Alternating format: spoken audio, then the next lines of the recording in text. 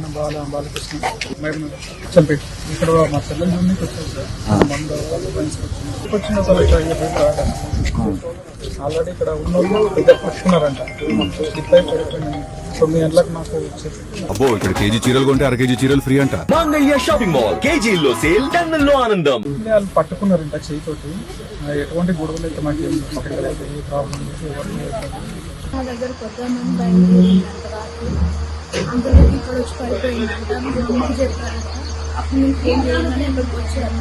దయచేసి మా నాన్న అందులో నుంచి వచ్చిన మాకు డబ్బులు వద్దు కానీ మా నాన్న మాత్రం అందులో పడ్డాడు కదా, తీసి మాకు ఇస్తే చాలు, మాకు అదే కావాలి, మాకు డబ్బులు అయితే వద్దు. మా నాన్న కదా, మా నాన్న ఏదో పొరపాట్లు ఎట్లా పడ్డాడో అది పైన భగవంతుడు తీసుకెళ్లాలనుకున్నాడా, తీసుకెళ్లిపోయాడు కదా.